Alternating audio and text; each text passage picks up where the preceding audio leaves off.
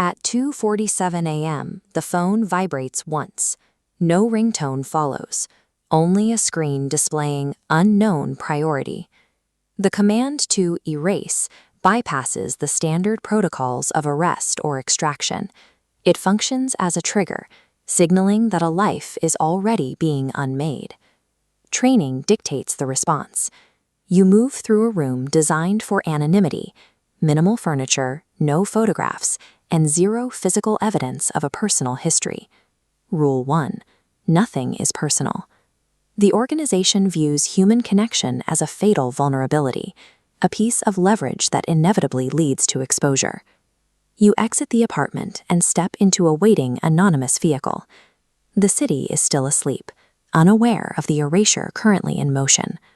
A person who has already removed their own identity is the only one capable of removing someone else's.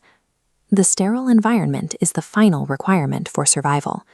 This wasn't always the routine. 3 years ago, you were a corporate employee with a name, a set of bills, and a belief in the systems you served. The shift began with a financial discrepancy.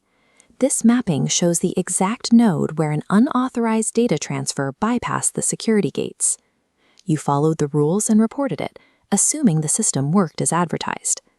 The organization responded with an ultimatum: accept permanent memory suppression or join the shadow structure to see what lies behind the curtain. Erasure begins with the administrative wipe. This digital web shows how medical, educational, and financial records dissolve until the person's history is a blank slate. Physical confirmation only happens once the digital footprint is gone, when the target has already ceased to exist on paper. This process results in the retroactive unmaking of a human being.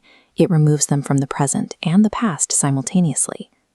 At 3:21 a.m., the car stops at a fortified facility. It appears on no government maps and carries no official markings. Rule 2.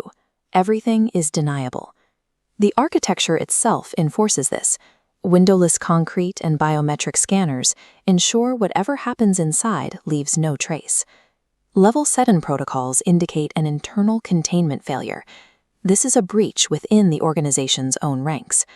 Hunting an insider creates a unique operational risk. The target knows the blind spots, the evasion tactics, and the very rules you are currently following. A system built on absolute control faces its greatest threat when its own operatives begin to resurface. The ghosts are waking up.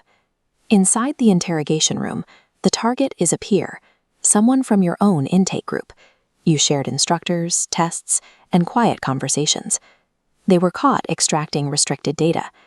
Yet notice the hands. The fingers are loose on the table.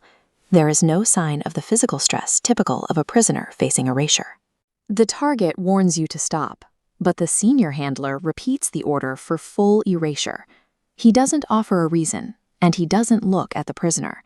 The handler's gaze remains fixed on your trigger finger, ignoring the target entirely. The prisoner's lack of fear suggests they understand the script. The person being truly scrutinized here is you. Rule 3. You don't exist unless we say you do. The organization is measuring your loyalty, searching for any residual traces of your former identity or a shared bond with a colleague.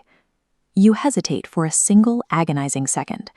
In this sterile environment, doubt is a confession of absolute compromise. To stay inside the machine, you have to eliminate your own conscience. Pulling the trigger is the final requirement for becoming a ghost.